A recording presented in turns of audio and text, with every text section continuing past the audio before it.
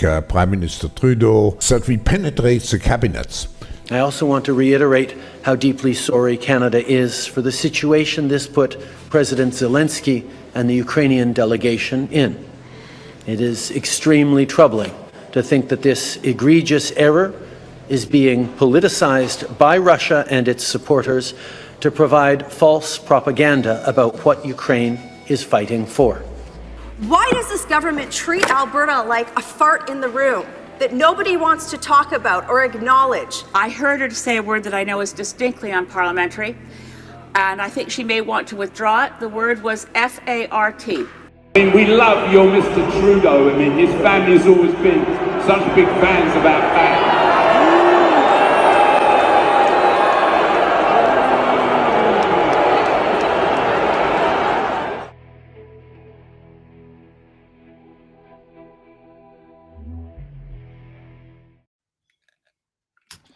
Salutations, everybody.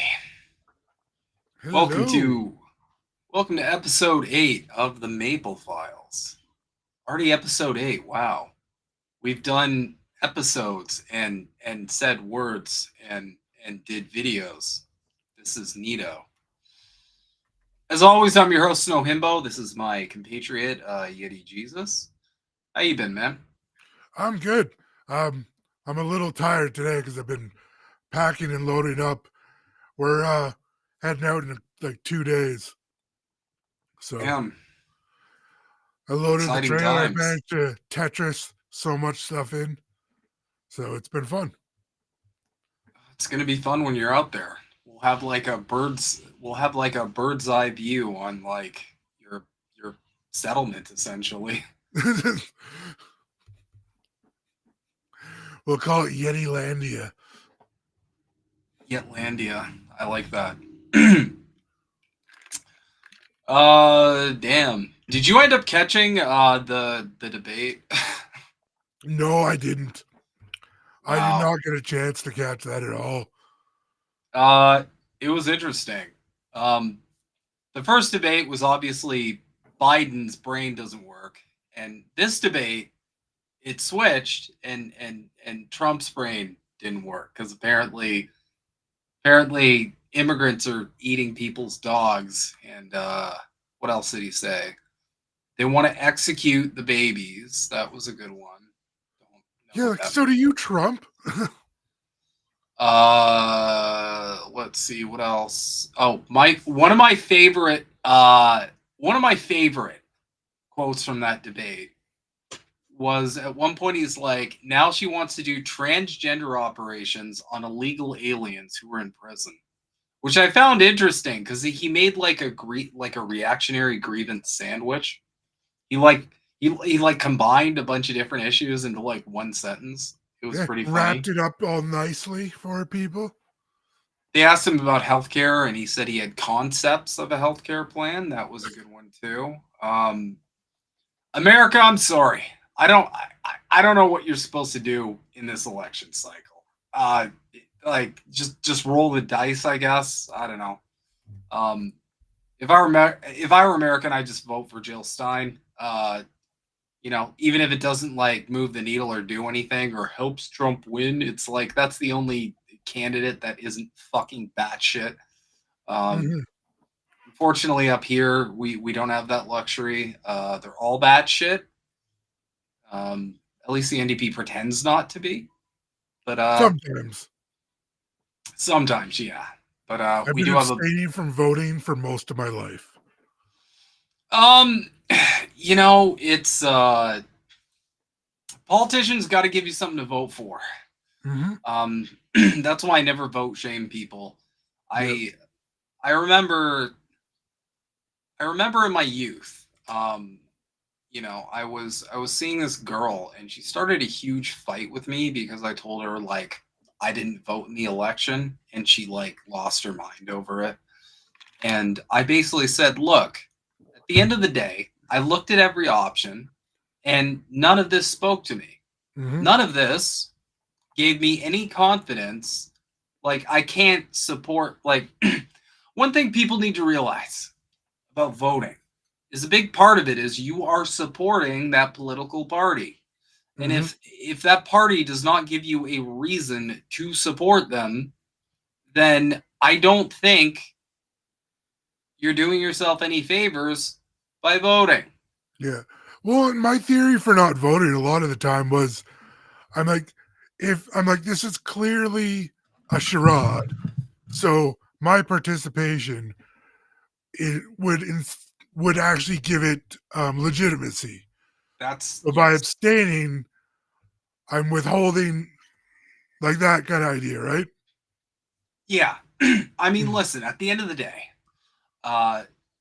if you're voting, then you're essentially validating the process and kind of affirming that it's democratic. And there's all the evidence in the world to suggest that no, first past the post voting is not in fact democratic.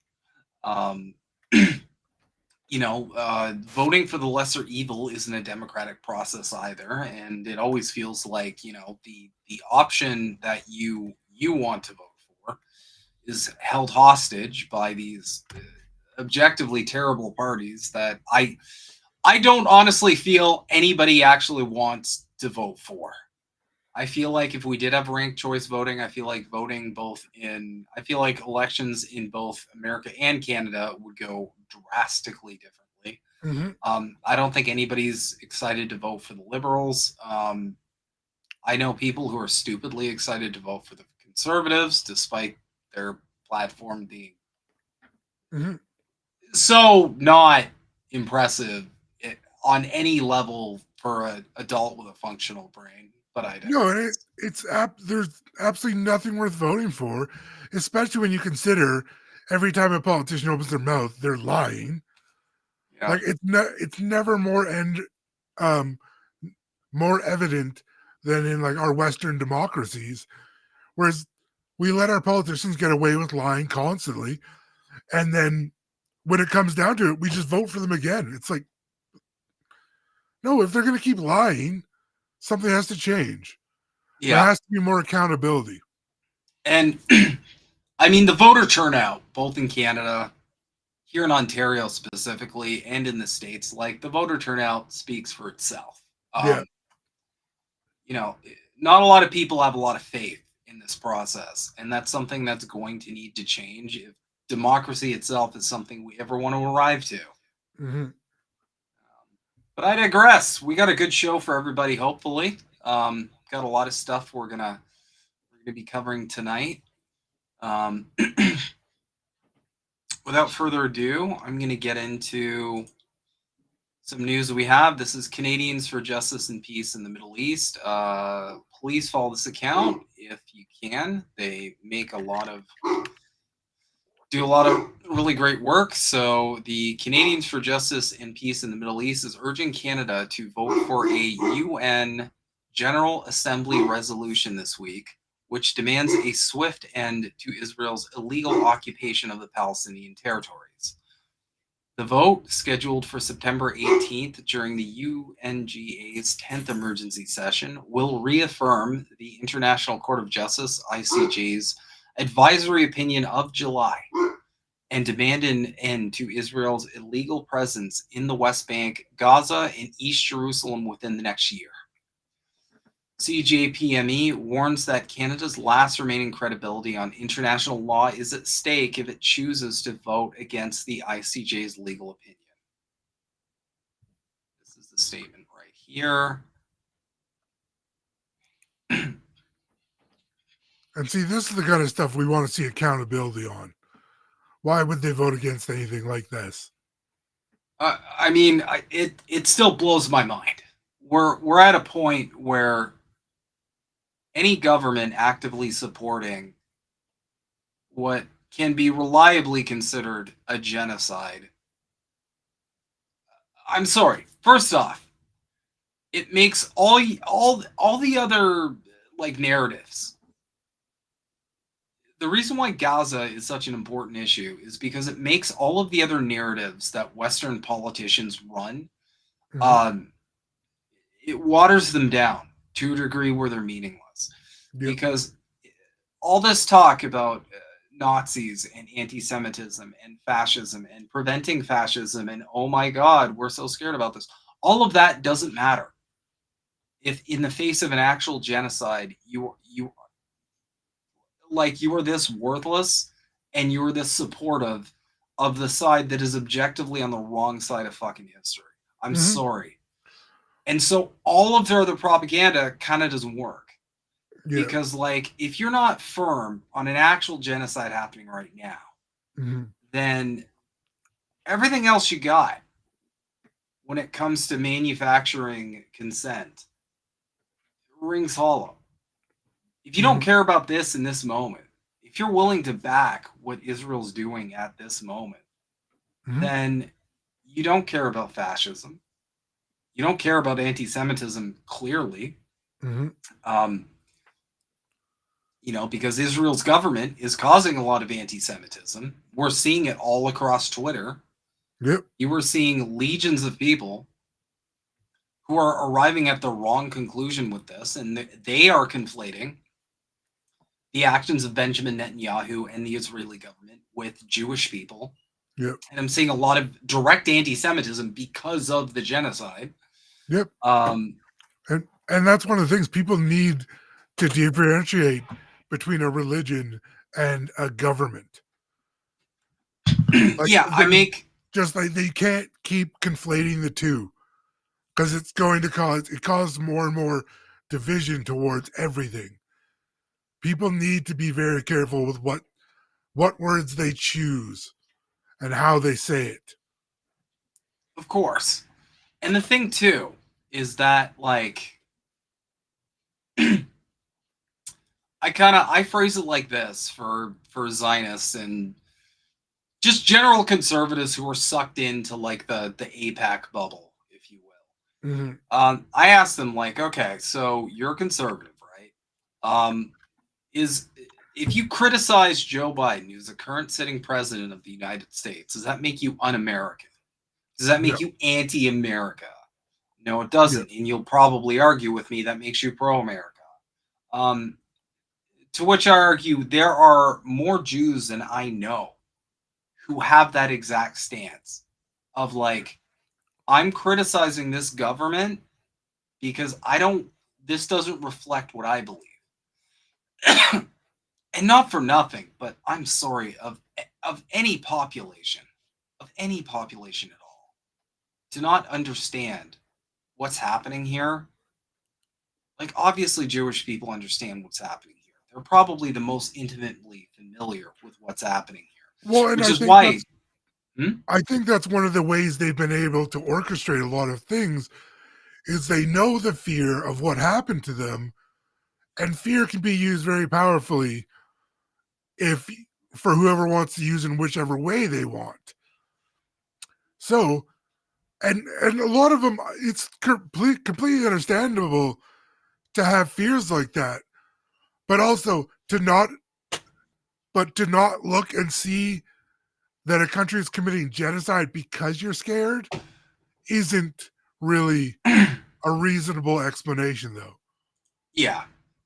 And not just that, but, like, that's a reason we're seeing so many people, so many Jewish people speaking out so unbelievably strongly against this, because they see it.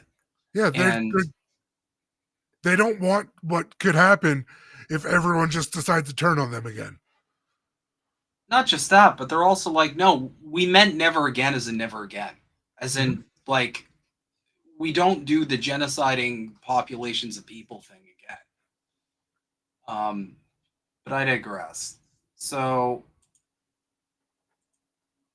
this is interesting on this topic. So the Prime Minister of Israel, Satan himself, Israel appreciates the support of the overwhelming majority of Canadians in our just war against Hamas, an Iranian-backed genocidal terrorist organization in Gaza. Who was that guy who said, accuse your opponent of everything you're doing? I believe that's Joseph Goebbels. Correct. So this is a good clapback. Please define overwhelming majority. And this is the public perception on the Gaza situation as genocide. Question 6. And according to how you define what constitutes a genocide, do you agree or disagree that Israel is committing genocide in the Gaza Strip? Strongly agree, 19%. Somewhat agree, 26%. Total agree, 45%. Somewhat disagree, 10%. That's all Pierre Poilievre, by the way. Every single one of those is Milhouse. And this is Milhouse's sons. But yeah, the I don't know, prefer not to answer. Those are probably liberals. Those are definitely liberals. Let's be real. So there you have it.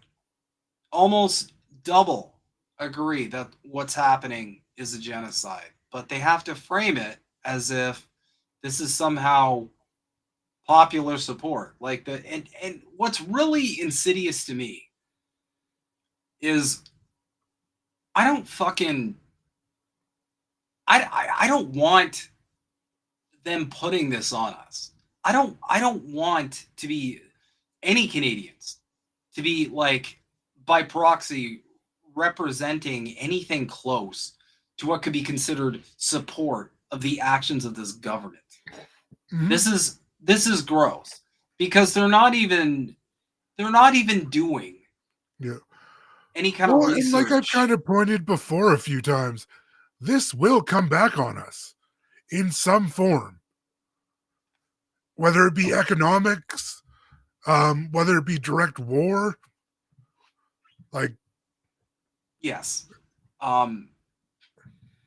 it's not just that either. Like this is in a lot of ways, like if we're not very strong about our position with this matter, what we are doing is we are normalizing fascism. Mm-hmm. We are normalizing fascism, and I don't think it's by coincidence that there are so many things being done right now to normalize fascism. Mm-hmm. When the Great Reset and stakeholder capitalism are just on the horizon. And we did cover the World Economic Forum and Canada's involvement with them in a past video. Feel free to check it out. But this shit is just going to normalize fascism. If you have some kind of weird gotcha for any outcries against fascist behavior, mm-hmm. What you are doing is you are normalizing it. And I will say though, the comments warm my heart here. Most Canadians view you as the odious mass murderer that you are. No need to thank us. Most of us see right through your lies. Genocide is not war. Apartheid Israel will fall like in South America. Canadians will continue to fill the streets in our thousands and protest the sale of weapons enabling apartheid and genocide in Palestine. Melanie Joly's policies do not go far enough. Canada must comply with international law and implement a two-way arms embargo and sanction Israel. Well, it's part of our duty as a free country is to utilize our freedoms to help protect people that can't do it themselves. And no, they can't. Now is not the time to be silent or to shy away from discussions that you may not want to have. Yeah. This is the time you have to press. Exactly. You can't stay silent in any form. Especially at a time when one side of this war is backed by the world's second economic superpower. God, I love saying that. Well, one side has an air force, the other one doesn't. Exactly. So. It's like I've mentioned this before. Someone on Twitter said something along the lines of like, is it really a war if one side can turn off the water and power of another side? Like, and look at this. And remember how they tried to say Russia did that to Ukraine? Yeah, it's completely hypocritical. And that's the interesting part about the West and where we're at right now. Again, it kind of just waters down all the other propaganda.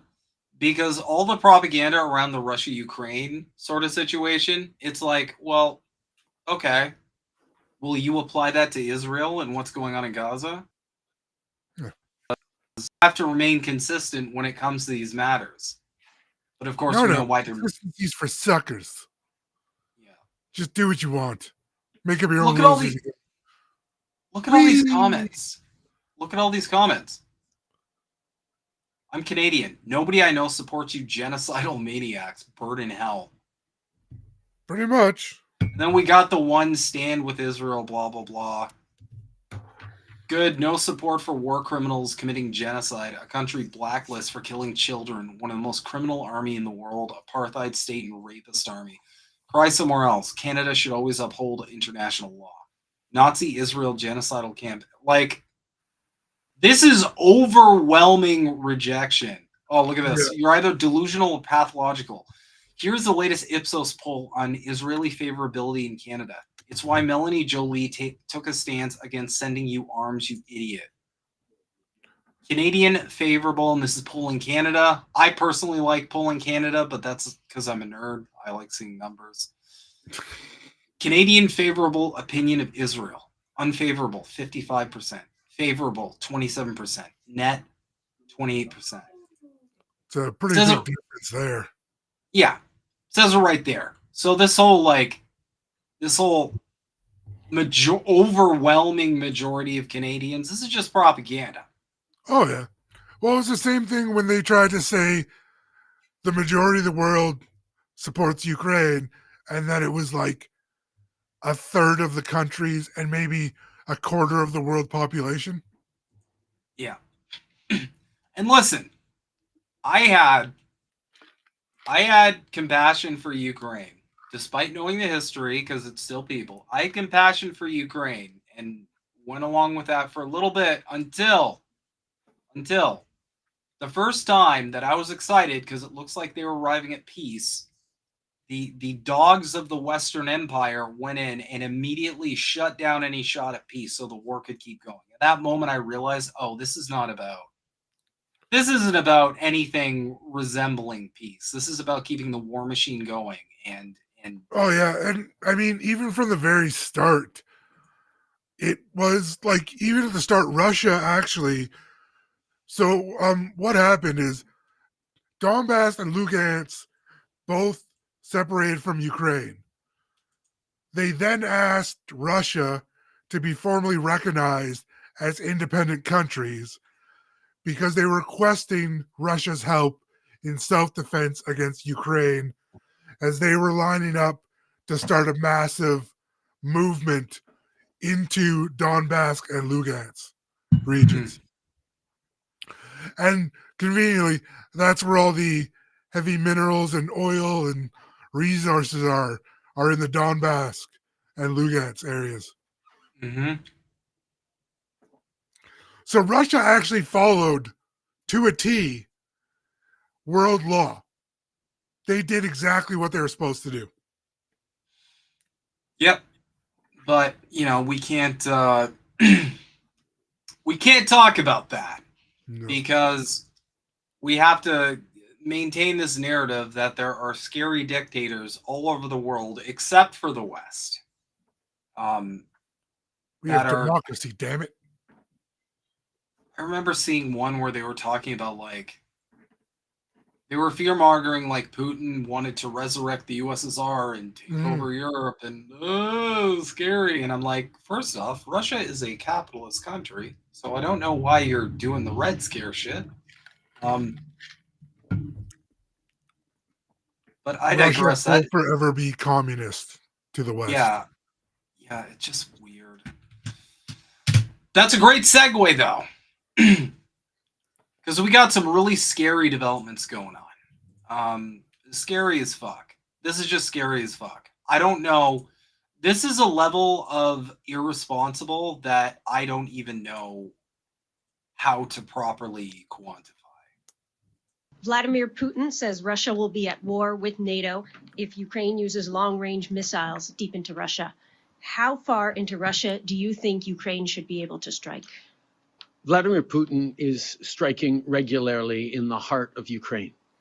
He's sending missiles and bombs at hospitals, at daycare centers, at families and communities across Ukraine. And it was his choice to invade a neighboring sovereign nation.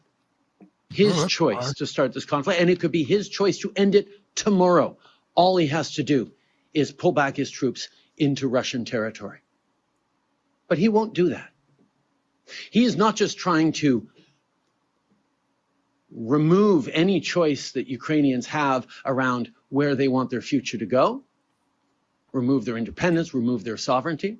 He's trying to deeply destabilize the international rules-based order that protects us all, not just in every democracy around the world, but in all countries around the world. Any country with a neighbor with a slightly larger army should be worried if it suddenly becomes allowed to invade and redraw lines on the map.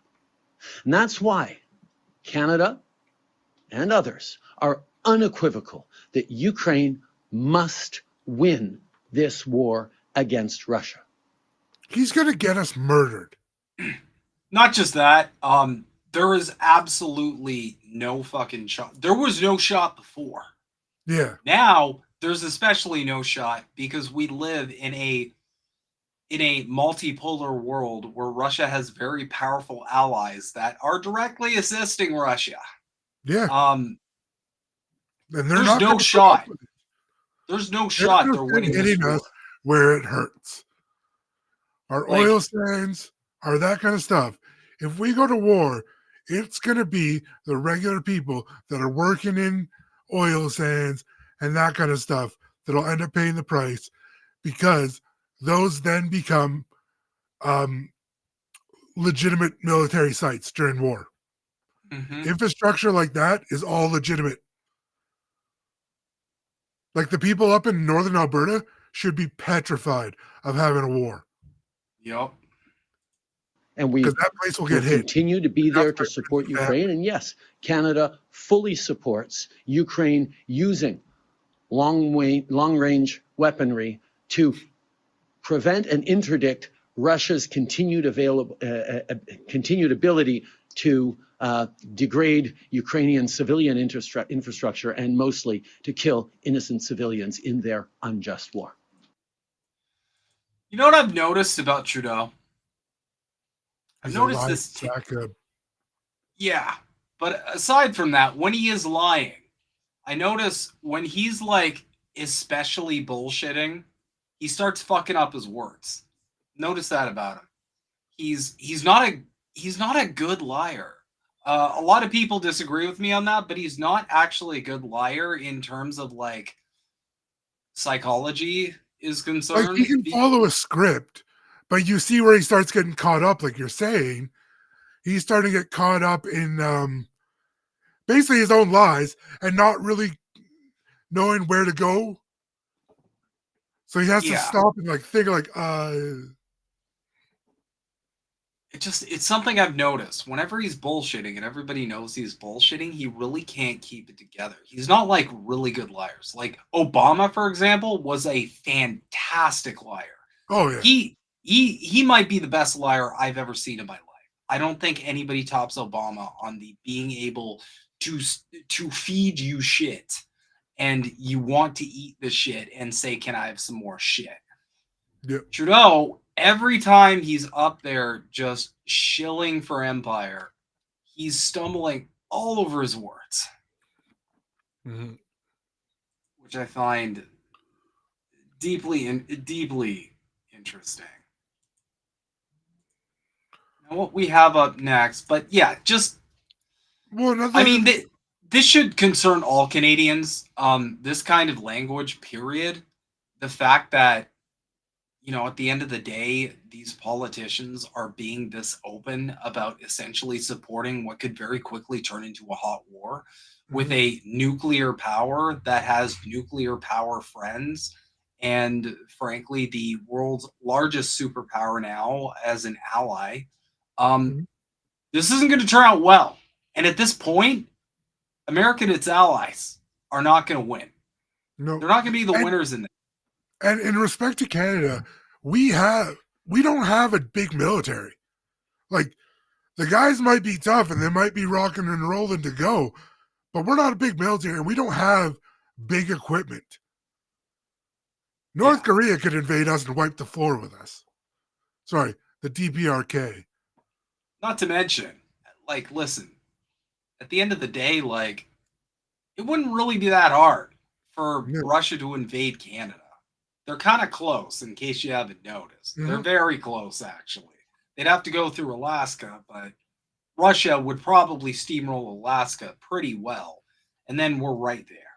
Yeah. So this kind of language is unbelievably irresponsible. And you know what? I know the elites are not worried because they have bunkers, but like it's like I said, it's going to be us regular folks that are going to feel the brunt of this. And I don't think people understand how truly close we are to like all out war. Like even that doomsday clock, it might as well be over the line at this point. Like there's no point to this. Oh, it's 3 seconds to midnight. No, we are damn near past, if not already.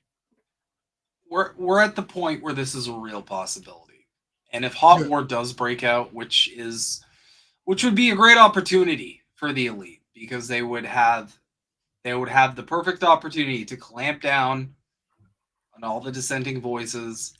In times of war, you know, your freedoms are always without alternative.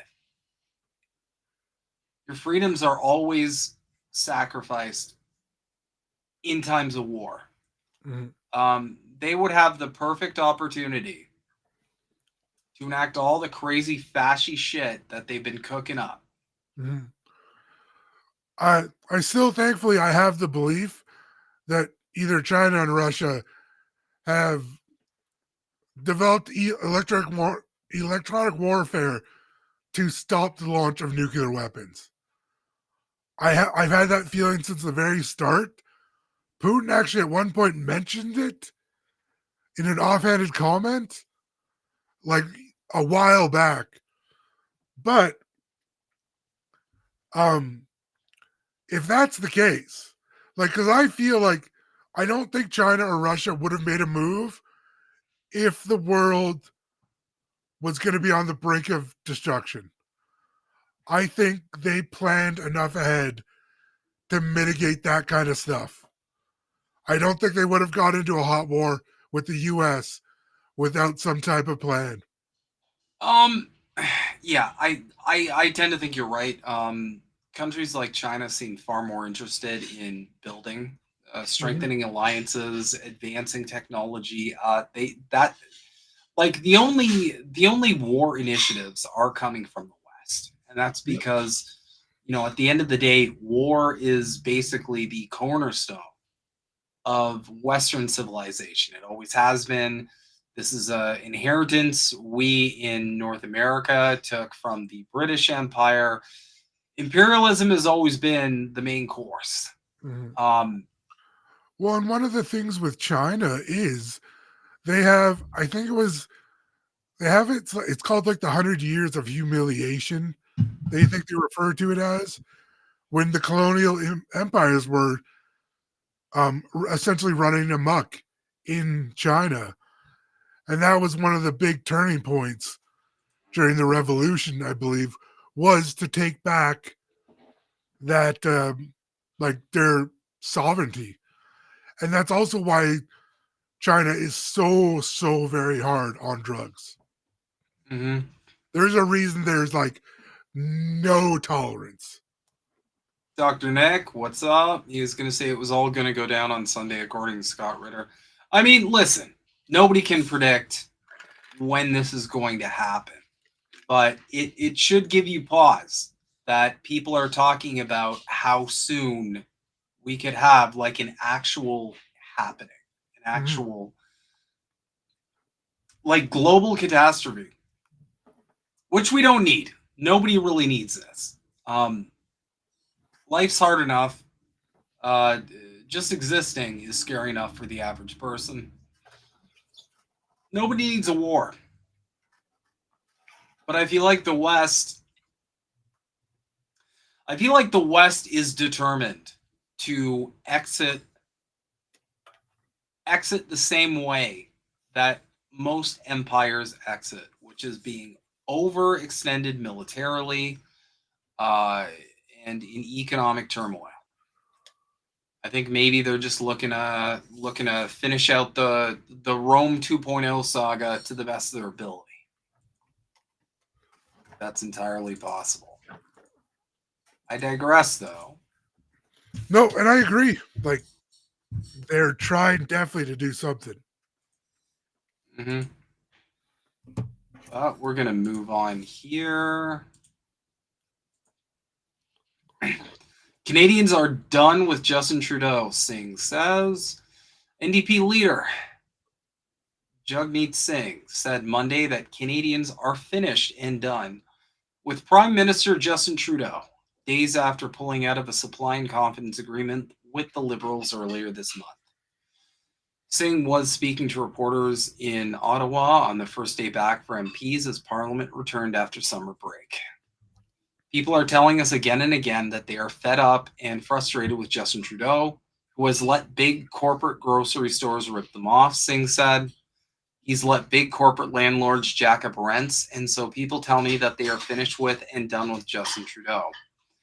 Singh comments come as a new Ipsos poll conducted exclusively for Global News, released on Monday, showed that support for Trudeau and his Liberal government has hit a new low, with just over 1/3 of Canadians, 33%, approving of the Trudeau government.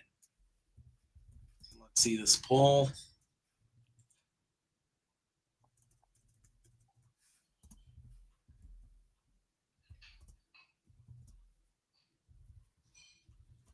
Oh, they didn't just show the poll. Okay, whatever. I'm not reading this too.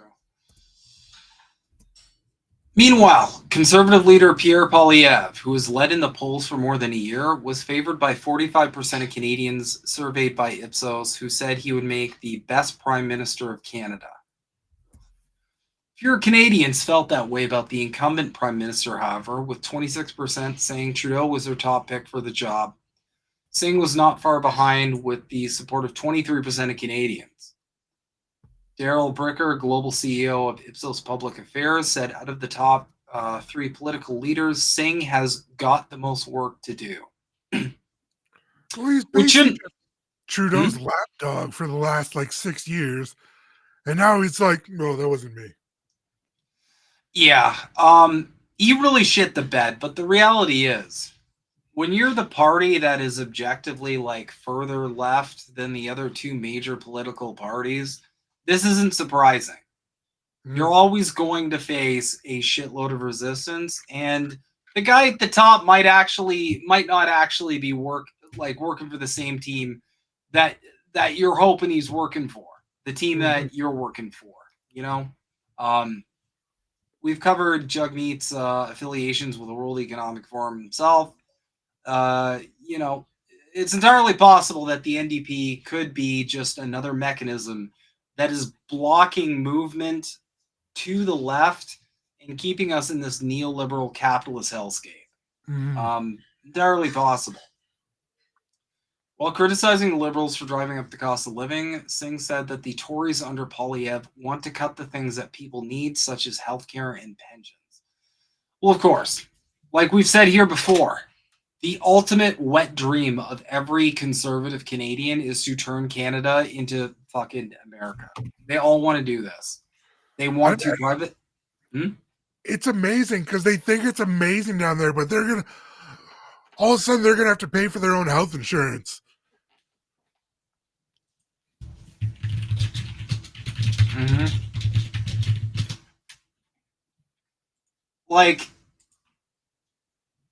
I don't know.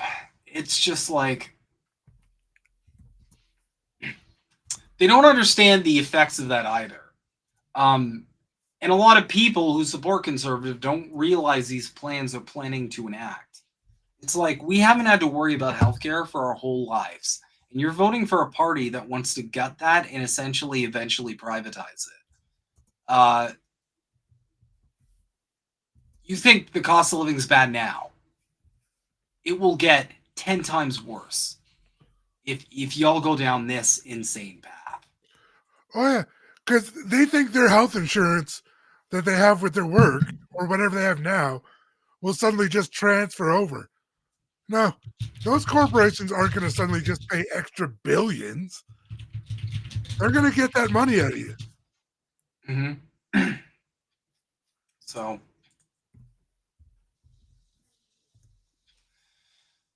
Singh said his party's focus in the upcoming fall session will be on affordable housing, lowering grocery prices and rents, as well as fixing the healthcare system, although specific healthcare systems are under provincial jurisdiction, not federal. We know that in the next election, there's going to be an important choice, a choice of conservative cuts under Pierre Poilievre or New Democrats who strengthen the programs you need.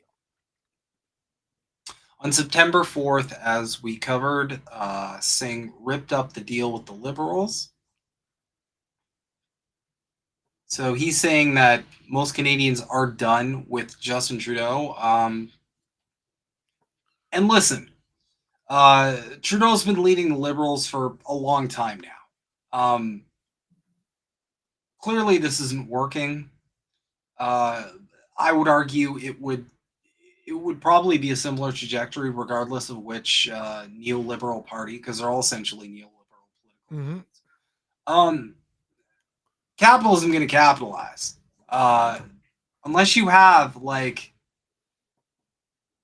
good policies in place that prevent the continual lowering of purchasing power of the working class, you're going to get this regardless.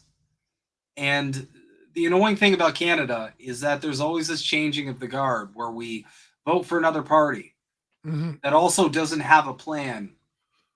But yeah, and then we go through the cycle for about 8 years, and then we go back to the other one. Yeah. Rinse, wash, repeat. Yeah, and nothing much really changes. You know, it's if you look at how we've been doing throughout our whole lives, much like the States as well. It's just one of these. It's just a steady downward trajectory.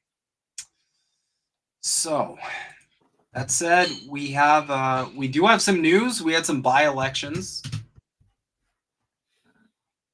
So the NDP in Winnipeg won a by-election as the Conservative candidate concedes. Oh, interesting. Yeah, it's quite interesting, actually. You know, the New Democrats hope person of Asian descent in that picture, so probably China interfered. Yeah, well, that's what they're all screaming about now. It's Chinese interference, Russian interference. It couldn't possibly just be the fact that, you know, our own government is inept. Yeah. The New Democrats' hope of holding on to an orange stronghold against Conservatives in a federal by-election in Winnipeg has come true, with the Tories candidate conceding the race late Monday night after mounting a fierce campaign to flip the party's stronghold. With all 191 polls reporting shortly after 12:20 a.m., the preliminary final results showed the NDP's Leila Dance winning with around 48.1%, and the Conservatives' Colin Reynolds in second with 44%. They were separated by a gap of 1,158 votes, which, if you look at that area, the biggest thing that speaks to is holy fuck, voter turnout is bad. It is really, really bad. Good point. This is like apathy levels. Just after 11:20 a.m., Reynolds appeared before supporters to say the results were not what his campaign had hoped for, but that the party's faithful should be proud of the gains it made. We were the underdog in this, and we made it a tight race, said Reynolds, a unionized electrician who had appealed to the working class contingent in the riding.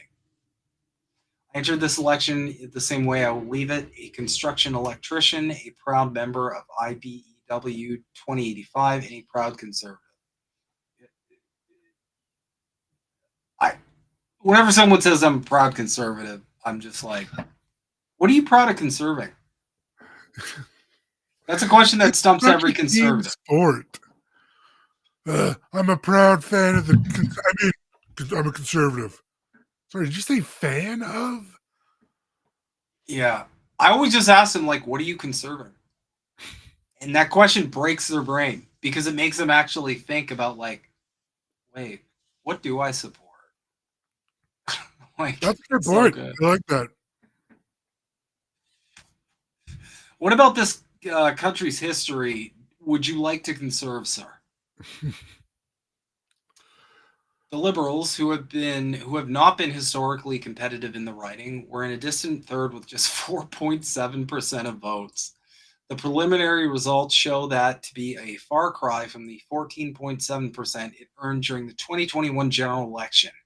It comes at a time when Prime Minister Justin Trudeau's decision to remain party leader is under scrutiny as his popularity sinks to new lows. Monday's results showed the Conservatives increased its percentage of the vote to almost 44% compared to the 28% from the last election, where the COVID-19 pandemic dominated as the issue. Like, that's the other issue. We always end up with like one issue voters. Yeah. It's like, no, I mean, it's not how this works, guys.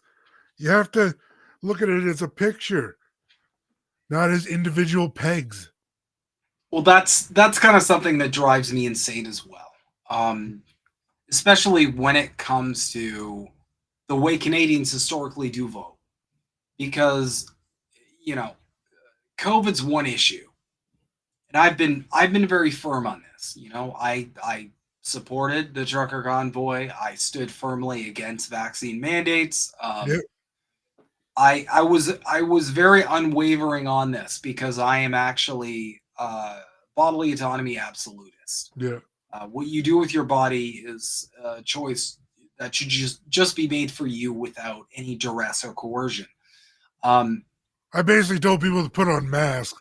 And part of the reason I told people to wear masks is because I knew something worse was coming. But I told people to put on masks because they're going to need that training of like wearing a mask when later on when they need to launch a Molotov cocktail and that's fair. you know, not get identified by the feds. So just Modern kidding. problems require modern solutions. Just kidding, everybody. That was in a video game. But yeah, I mean, the frustrating part is that the Conservatives were really crafty when it came to the COVID stuff and the controversy of stuff like vaccine mandates, because they essentially inserted themselves as like the voice of reason, quote unquote, for this issue. And a lot of people jumped on Team Conservative just because of that. For no other issue, just the COVID stuff. Oh, you guys were good. Excuse me. You guys were like fighting against like the government's actions and mishandling of the pandemic. Therefore, Therefore, we're conservatives now. And it's like, you can't do that. Yeah. You got to stick on principles. You got to look at a party and be like, does this party's policies speak to me? And I've talked to a lot of Canadians who I will press them on this and ask them, what conservative policies do you actually appreciate? And they will come up with like, well, like the COVID stuff. And I'm like, okay, but what else? And they come up blank because, like you said, they're very because they want freedom for the convoy stuff, but then when other people protest, they're cheering on the cops. Yeah, of course. You guys are cheering on your own destruction. That's the weirdest part too, especially with the Palestine protests. They were It's 'cause cheering on the they're cops. so devolved into team sport mentality now that they're not seeing anything clearly. It's just team lines now. Yeah. And that's kind of the same that's kind of the same problem we have as a state, you know? It's like I'm seeing this trend of like all of these things are good if my team does them. But if the other team does them, then I can pretend to care about them. And it's across the board for pretty much every issue. Whereas you have this brain rot where people can't like remain consistent, because what's much more important than remaining consistent is their team winning. And it's like, guys, if you don't stand for anything, then it doesn't matter what team you're on. Mm-hmm. It doesn't matter if your team wins or loses if you don't have any solid convictions that you can fucking stick to. There's no point in having a team. Yeah. If that's where you're at. So. Well, that's the thing. It's like, if you're not going to look at things as individual items, then just admit you're a robot and sit back in line so the rest of us can figure shit out. Yeah. And I wish most of them would and just be like, look, if you don't have any convictions, if you're not that invested, if you're just into this political game thing because you want to do like team sports, you know what? Find a sport. Mm-hmm. You know? Get into hockey. Cheer for a hockey team. Cheer for a rugby team. But don't bring this shit into politics. I don't recommend cheering for the Maple Leafs. It's just disappointing. No, it's sad that Ontario's been in an abusive relationship with a hockey team for this long. I hope they do break up soon. This level of abuse should be illegal. It's having real effects on my life. Mm-hmm. I can't handle this stress. Don't these people know I need another heart? What is going on with them? The disrespect. I mean, I remember cheering for them as a kid, obviously growing up in Ontario, and we went to their games, and the only memories I have as a kid was going to a Leafs game, getting disappointed, and then going home, and the car ride home was just like, it was just glum. And I was just like, why are we doing this? Like, in the hopes that they actually win a game? Like, I understand rooting for the underdog, but at some point you got to pick a better underdog than this. God damn it. It's an abusive relationship. It truly is. Mm-hmm. And I just keep coming back for more. Well, although I basically only watch the games now. Like, I pay almost no attention to anything outside of just watching the games. I mean, hockey's fun to watch. Regardless if, even if there's two teams that you don't know, it's a fun game to watch. You know, they go up and down the ice. You know, you got a nice little puck to follow all over the place, which they now highlight, which I think is weird. Like, I'm sorry if you're Canadian, you should be able to follow a fucking puck with your eyeballs. What are you doing if you can't follow a puck with your eyeballs? I mean, it's black on white ice. Yeah. There's no more of a contrast we can possibly do. It's soccer on ice. That's great. Anyway, this week in dystopia, British Columbia British Columbia will force severely addicted and mentally ill people into involuntary care. Premier David Eby announced the change Sunday after nearly a decade of the overdose epidemic and street violence. BC Premier David Eby has decided the escalating toxic drug crisis warrants forcing those who are severely addicted and mentally ill into involuntary care. If re-elected, Eby will create 400 involuntary care beds in prisons and hospitals, starting with a secure facility at the Alouette Correctional Center in Maple Ridge and 10 beds inside the Surrey Pretrial Center. All of the facilities will provide involuntary care under the BC Mental Health Act for people certified as requiring that care. BC Conservative Party leader John Rustad said he was not surprised by Eby's announcement. He is flip-flopping on policy, he said. Rustad said Eby had already changed course on the carbon tax and was now doing the same on involuntary treatment. There is no doubt we need to make changes, he said, adding the Conservative platform makes compassionate involuntary care a key piece in dealing with a medical emergency in BC. Rustad said his party had consistently pushed for policies that prioritize the health and safety of individuals suffering from severe mental illness and addiction. The party is proposing robust involuntary care measures focused on providing the necessary support to those who cannot seek help independently due to their condition, with a focus on recovery.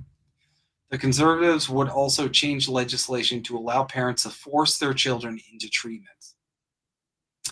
BC Greens leader Sonia Furstenau said Ebi was following Rustad off a reactionary cliff. I like that, off a reactionary cliff. I'm deeply concerned about the over-reliance on involuntary care. We are currently involuntarily treating more people than we ever have in our province, over 20,000 people annually. Yet there's little evidence it reduces rehospitalization or repeat offenses, Furstenau said. Of those 20,000, some are detained in psychiatric facilities while others are treated from home. Ebi's proposal will place 400 beds in prison or detention settings. Furstenau said that Ebi is starting to embrace right-wing politics. Ebi and Rustad are pushing reactionary sound bites, ignoring the root causes of homelessness and substance abuse, Furstenau said. Correct. Mm-hmm. Sorry. So in theory, with some people with addictions, they do need like some very formal like things to help them get along. And even possibly to the extent of involuntary. But with the current way our government works and their wording there, you can see they're already lining it up to put people in prison for drug addiction. Yeah, see, I always look at this from a materialist standpoint. At the end of the day, you have to look at the root causes of these issues, of societal issues, homelessness, substance abuse, and yes, mental health disorders. Poverty is a really big one. So if you're just clamping down on the symptoms and not treating the disease, then the disease is going to remain in place. And it's going to manifest in other areas. It always does. The point is to treat the root causes, which I've said forever across the board. There's always a link between economics and these problems. Mm-hmm. I think you'd solve a lot of really bad drug addictions if people had stable place to live that was safe. Yeah. Not everyone. There is some people that will like wreck those places too, and I get that. But that doesn't mean we shouldn't try. Of course. And you know, like, look, at the end of the day, like, get back to me on drug addiction and violent crime and all of these other things. Get back to me when the majority of Canadians aren't so fucking buried in debt that they're likely never going to be able to pay it down. Yeah. Get back to me when that happens. Get back to me when causing people to snap. Of course. You know, I have a job that pays pretty good comparatively. Mm-hmm. And still, like, the stress from just living this life gets to me. Yeah. And I know a lot of other people who are turning to substance abuse just to cope with reality because they can't handle this stress and this panic. And the main panic we all have under this society is we live in this weird situation that I've never felt was very humane. Whereas if you lose a job, if you lose a source of income, you could go from having your immediate needs, so like the bottom of Maslow's pyramid of needs, You can go from having your basic survival needs to having none of them. Mm-hmm. And that's just from losing a job, missing a rent payment. It's just a spiral where you just end up like under a bridge, basically scavenging Yep. and probably not making it through the winter. Yeah. And you think of it, it can happen that quickly. Like within 2 months, all of a sudden you're on the road, out on the road. That's a huge stress and mental anguish on someone, especially if they've never been through anything like that. Of course.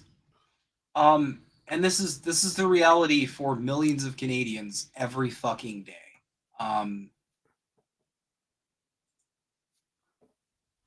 So of course, jailing people and incarcerating them is, again, like if you're just treating the crime, you're not treating the bigger picture.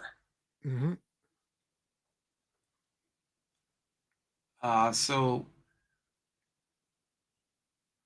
So essentially, this is pretty concerning stuff. In general. But No, you know, you're right though. It's getting worse. So it's just going to continue to spiral. Sorry, spiral. yeah.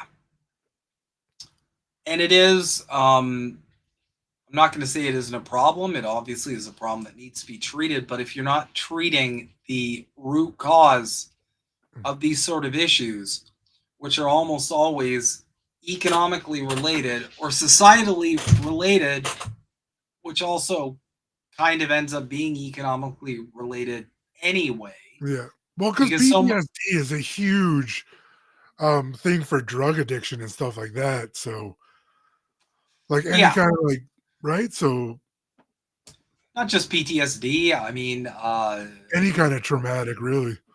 Variety of mental disorders, from depression and anxiety to CPTSD to BPD.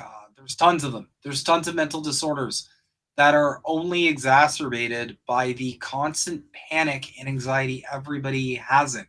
Like, for me personally, as someone who's been laid off before, and laid off not of my own fault, I worked my ass off. I was integral to our company succeeding. It didn't matter. They just laid me off to, save cost. I live with that fear now. It doesn't matter how good I'm doing at my job. There's the additional fear of, gee, I wonder if my company is going to do a layoff soon. Yeah. For no other reason than they just value profit over like people making a living, being able to feed their families. And that's a stress everybody lives with every day. Yeah. And it's unreasonable that people should be having to feel like that. That is no way to have a positive functioning society. In 2024, the fact that we are still at the point where in 2024, the fact that we're still at a point where our basic needs are held hostage by like being tied to working for a company is insane to me. It's deeply bizarre. I get it's so weird to me that people can be fired from their jobs for things that happen outside of work. It just boggles my mind that people accepted that. Not just that, but I don't think companies should be able to just let someone go because they're like, you know what? I just want to like hire like AI, or I just want to like outsource the work, so I only have to pay $2 an hour. You shouldn't be able to do that at all. That shouldn't be a thing you do. If a company lets you go, it should be because you are not doing the job that you're supposed to be doing.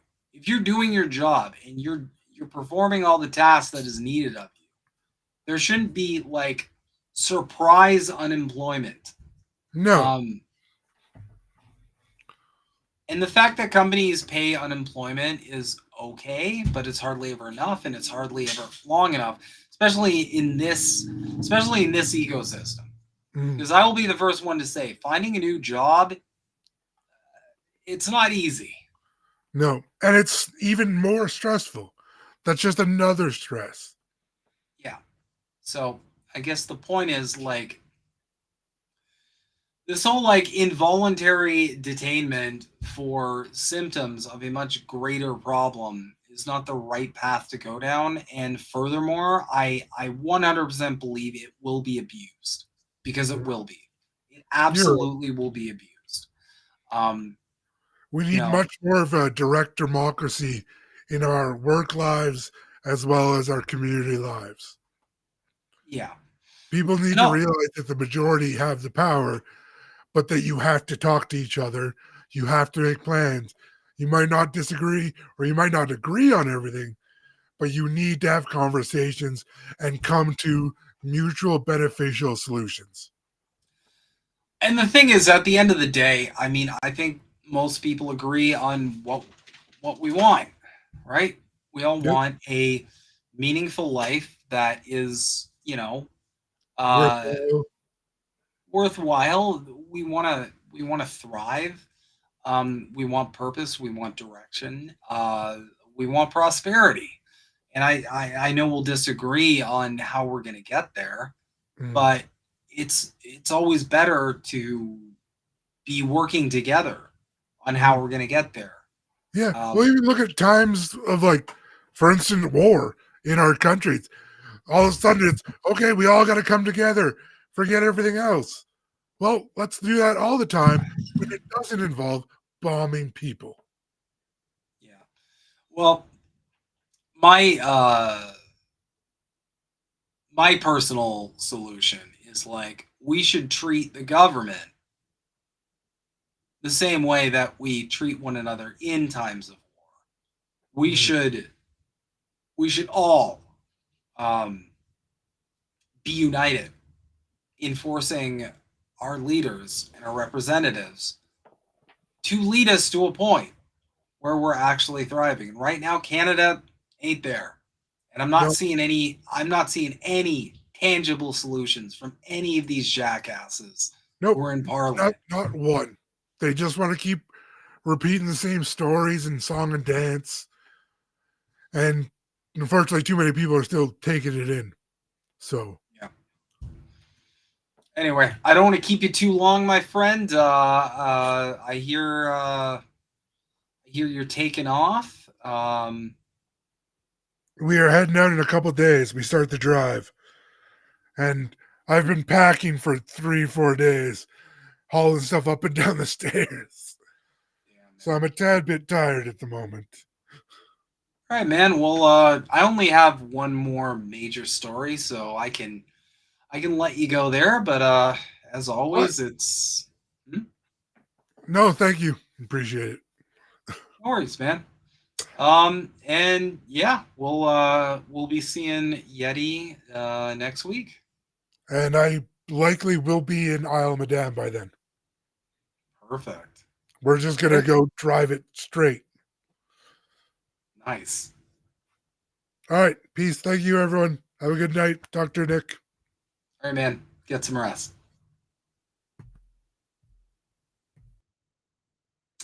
All right. And I've got one more major story. It's kind of the headline for today, as you will. So without further ado, we're going to get into it. Bit of a trigger warning. This is a little heavy. This isn't light. This isn't light discussion. Not at all. But we're going to talk about one of the more controversial aspects of Canada in general, and that is the MAID program. And I'm going to share my thoughts on what I feel about it, where it's coming from, and where we're at, basically, with that.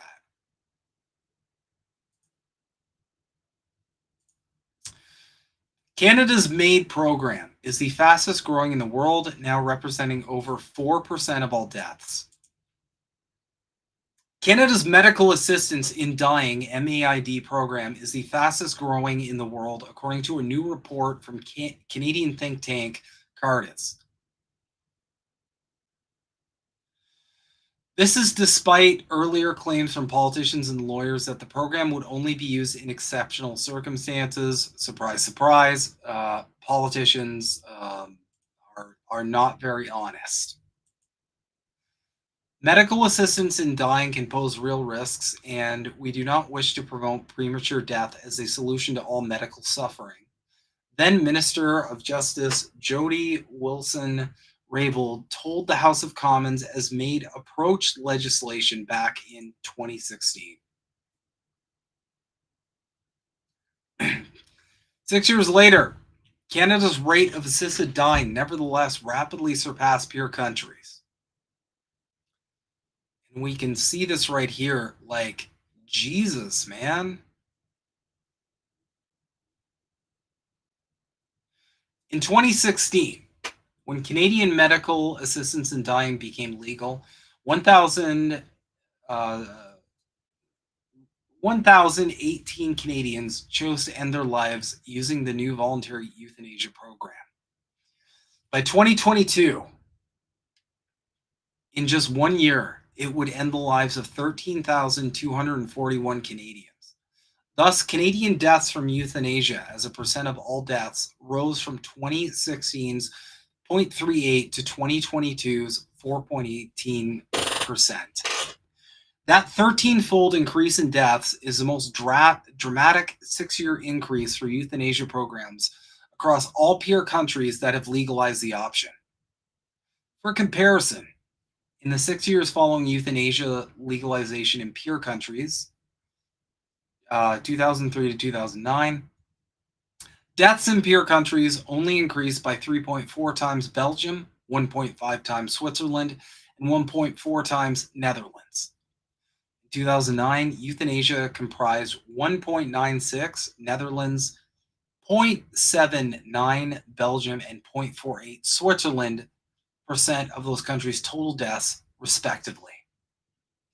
In 2022 in Canada, only 6 years after legislation, euthanasia deaths represented 3% of total deaths.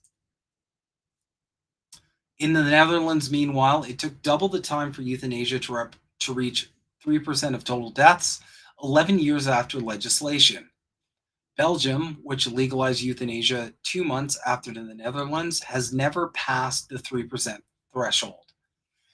In May 2022, Health Canada predicted it would take until 2033 for euthanasia deaths to reach 4% of Canada's total deaths before stabilizing, according to the Government of Canada.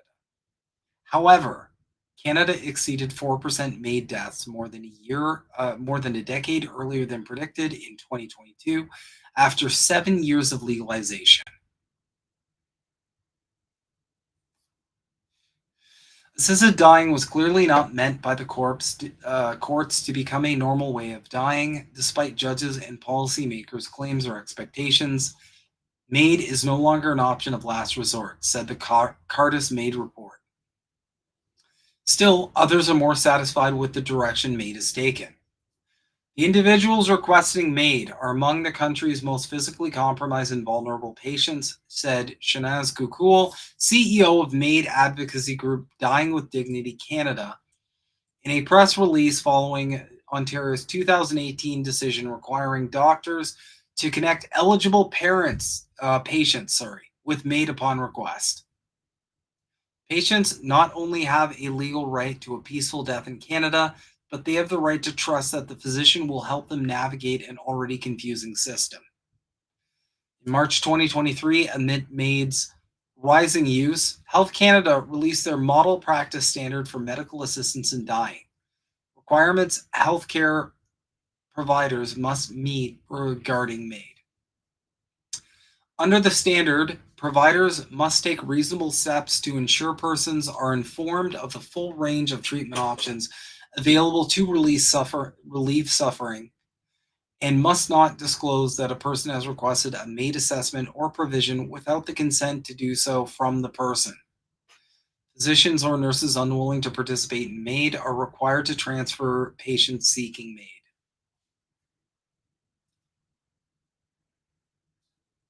And we see here the assisted deaths as a percentage of total deaths. Between the provinces, Quebec shows Canada's sharpest increase in euthanasia-caused deaths, followed by British Columbia. Between 2016 and 2022, Quebec's assisted deaths rose from 494 to 4,801. In BC, it rose from 194 to 2,515. In 2022, these provinces' respective euthanasia deaths as a percentage of total deaths were 6.5 and 5.5%, both above that of the Netherlands, the country with the highest total percentage of euthanasia deaths across all deaths. Unlike total mortality rates, euthanasia rates differ greatly across Canada. According to the report, this may be due to the province's varying euthanasia safeguards, with healthcare being a provincial responsibility. In Newfoundland and Labrador, for example, nurses are instructed to not begin conversation with patients about MAID. In Alberta, MAID intake is centralized, which may reduce doctor shopping for lenient MAID provision, explains Cardis. Provincial collection of euthanasia death data also varies. Some government agencies record MAID deaths but specify them as natural deaths, resulting from an underlying condition. Others omit the use of MAID entirely. Still, others describe MAID deaths as unnatural deaths. And we'll see the 2022 leading causes of death in Canada. So malignant neoplasms, or cancer, remain rampant. Diseases of the heart are second, COVID-19 third, accidents fourth, cerebrovascular diseases, strokes, fifth, and MAID is sixth. So the sixth leading cause of death in 2022 was MAID. In 2022, MAID virtually tied for Canada's fifth leading cause of death. Alongside stroke-related deaths, cerebral vascular diseases, MAID deaths surpassed lung, lower respiratory disease, and was itself surpassed only by accidents, COVID-19, heart diseases, and cancer.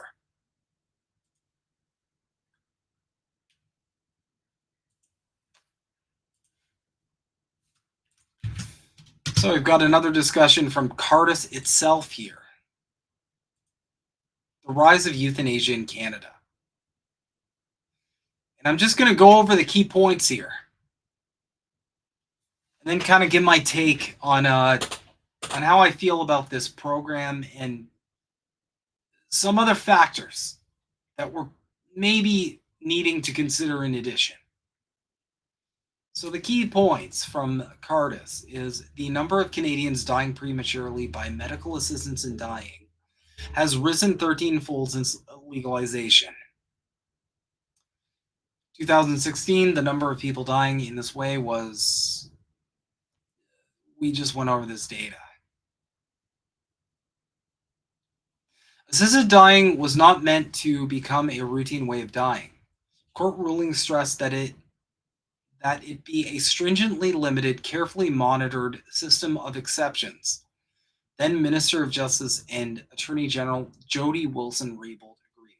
We do not wish to promote premature death as a solution to all medical suffering. We went over that as well.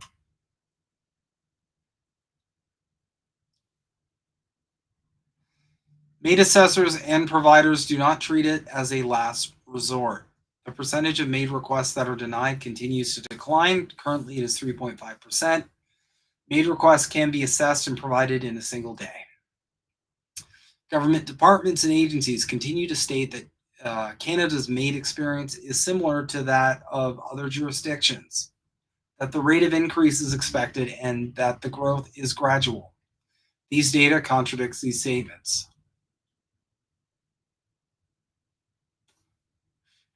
Health Canada has dramatically underestimated what a steady state of MAID deaths would look like and how quickly Canada would reach the 4% threshold of total deaths. And we went over that as well. Some provinces don't really record it as a cause of death. The systemic underestimation of MAID in government statements and reporting is a serious impediment to understanding the scale of MAID's normalization in Canada and its abnormality with regard to other countries where some form of assisted dying is permitted.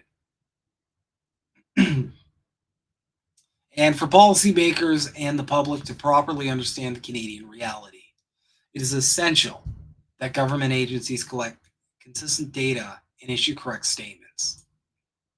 So, without further ado, I'm going to give some takes here.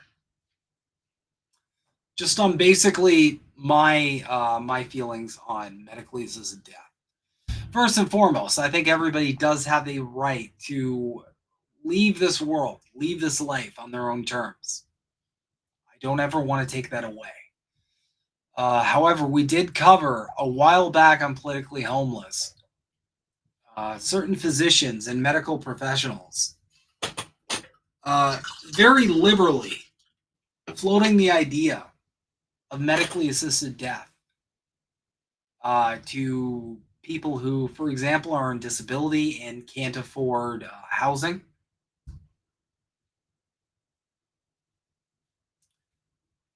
And the fact that it's skyrocketing. That first and foremost speaks to the rising rate of disease in our population. You know, people don't. A lot of people reach a point where they can't take it. But in addition to that, I think it also speaks to how bad life is for Canada, for Canadians, rather.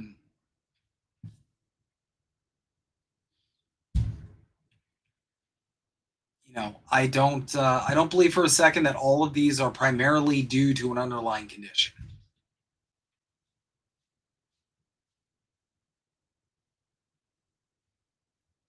But the topic of MAID in general is a controversial one.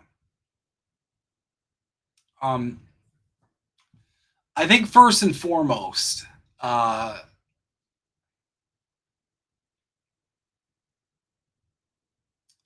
think a lot of these, there's a couple factors to consider. The first one being, a lot of the people who are suffering from underlying medical conditions, they're almost certainly on disability. And the amount that disability pays out is not enough to live off. So if your options, if you can't work because you have a disability and you can't live, you don't have enough to live, to at least like rent an apartment and feed yourself and live a dignified life, then of course MAID is going to be an option. Because the only other option is having a disability and being on the street. And that's our fault of our government. Because people get sick, they get into accidents, they get injured. They have a life-altering medical event that happens. And instead of this country taking care of those people to the point where they can actually lead a dignified life, which ODSP absolutely does not. I know that firsthand, and I know it from many people who have been on disability themselves. You absolutely do not have enough to live off. Of course, people are going to choose an option that doesn't lead to endless suffering. Because as someone who has a disability and they're facing eviction because they can't afford to pay the rent on disability, what they're essentially facing is, do I want to die a peaceful death? Or do I want to die slowly on the street of starvation, of freezing, of any other number of situations where you can lose your life because you don't have shelter? You don't have any of your needs, because we live under a society where there's no floor. There's no ceiling and there's no floor. As for a ceiling, there's no limit to how much money you can amass. But there's no floor. As in, you can have nothing. Absolutely nothing. You can lose absolutely everything, a lot of the time due to no fault of your own, just because you weren't lucky. And all of a sudden you don't have shelter, you don't have food, you don't have water. Because we live in that type of society, people are actually opting to just leave the world and forfeit their life. Because we, as a country, are not willing or able, I'm going to say willing, given how incompetent our politicians are. We're not willing to take care of people who are struggling. There's a lot of people who they get sick and they just can't work anymore. Suddenly their focus, just getting through the day becomes the full-time job. They're not lucky enough to have, getting through a bunch of tasks at work as their main priority. Their main priority is just getting through day after day. Just trying to survive. Regardless of what medical condition they're suffering from.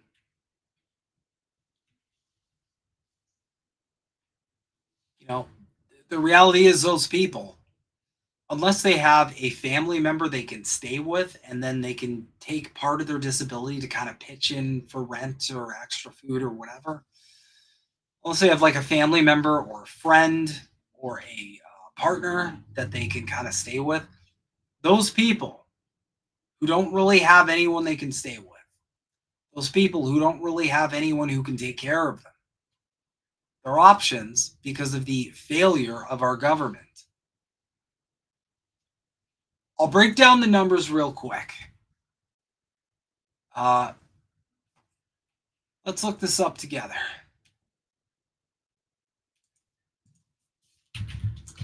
Let's look at ODSP, max ODSP amount.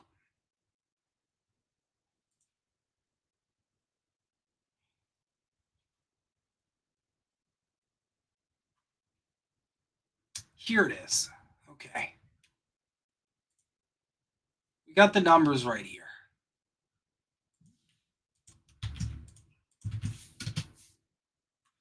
Okay. We'll do this together.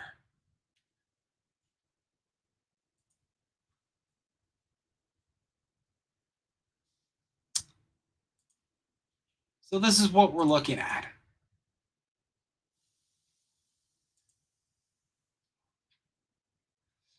So ODSP for 2024. For a single person, basic needs is $706. Maximum shelter is $522.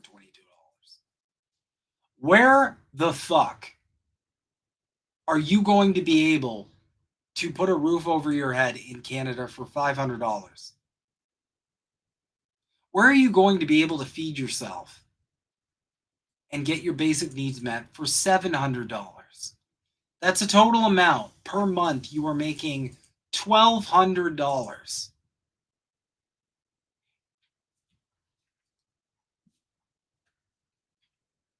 So again, I digress. If you don't have a family member who's compassionate enough to let you stay with them, and additionally, if you're sick, they're probably going to have to take care of you on top of that. If you don't have that, if you don't have a friend who you can kind of crash with, if you don't have any of that, your total needs for a month have to be $1,200, which is grossly inadequate. So if it's a matter of just not having enough to meet your basic needs, meaning the end result is you're probably on the street, or choosing to just take a way out and die on your own terms. I get that some people would be like, you know what? I don't want to die on the side of a road. I don't want to freeze to death when winter comes. I don't want the long pain and delirium of starvation.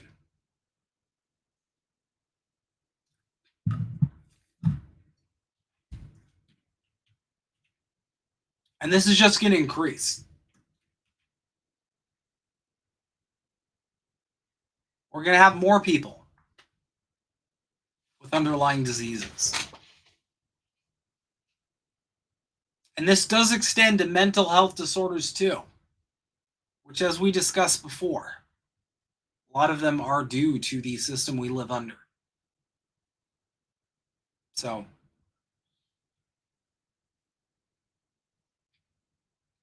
I'll always support a program like MAID, to be clear, but I think it's a lot more important to treat the symptoms, to treat the disease and not the symptoms of the disease. To people who are terminally ill and they just want to go on their own terms, I get it. But there's a lot of people where that's not the case. There's a lot of people where it's a matter of us not being able to take care of one another and provide for those who fall on hard times, who get sick, who have genetic conditions, who have acquired conditions, who have gotten injured. To them, we are letting them down because we're not giving them enough to be able to even make it through a month. So of course, when your options are on the street or just end it now, on the street's probably going to be slow and miserable and undignified. I get it. But we as a society need to do better. Something like MAID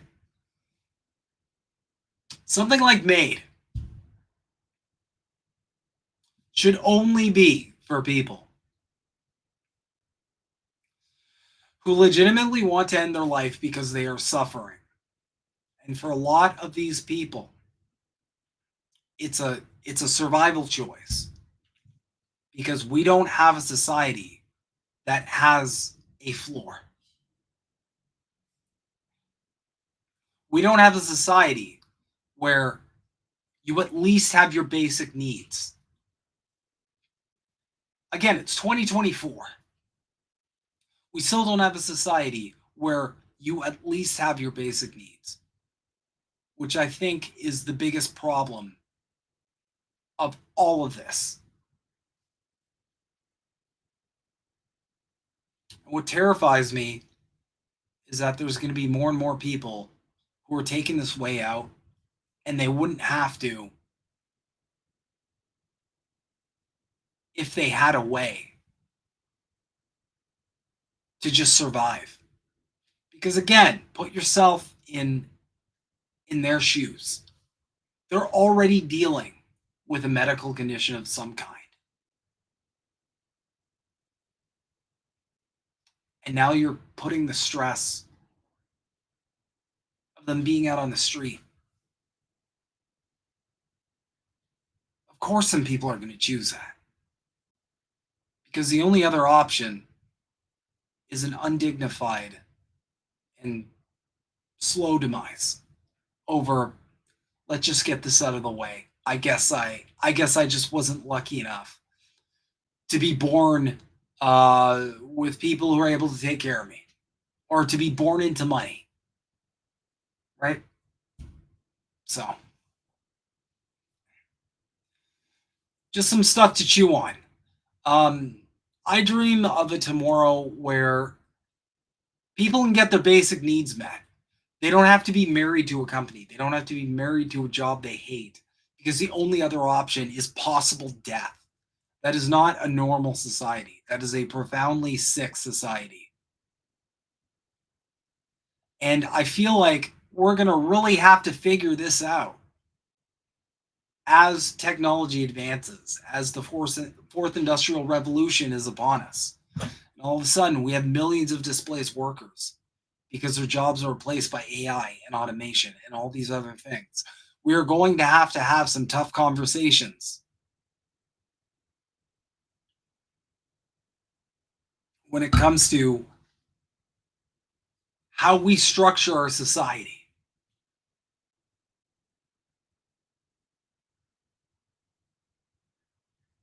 Anyway, that's my take on MAID and why it's increasing, how it's increasing, and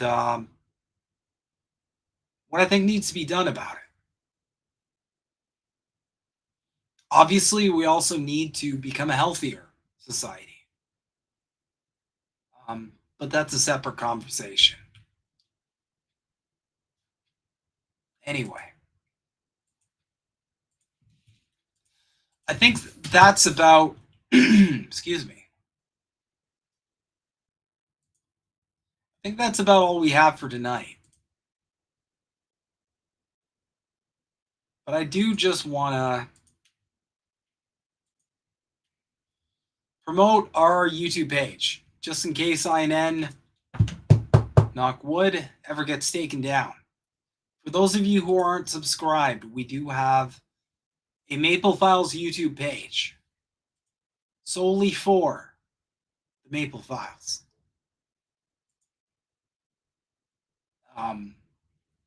YouTube.com/@the_maple_files. So, if you haven't followed us, if you haven't subscribed, please subscribe. Because we definitely keep that content updated, as well as our involvement in INN. But yeah. So, without further ado, thank you guys so much for tuning in tonight. I am, as always, Snow Himbo. Please be sure to follow myself and Yeti Jesus if you enjoy this content. Keep an eye out for clips that will be dropping. And I will say that next week we will be back to the Monday night coverage.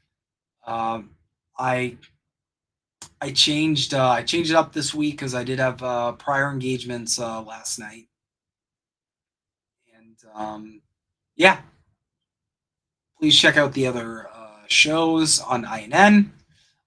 Follow them for updates as always. And as for me this week, I will be doing Politically Homeless this Thursday with Big Mad Crab, who hopefully is healed from his rash. Yeah, thanks.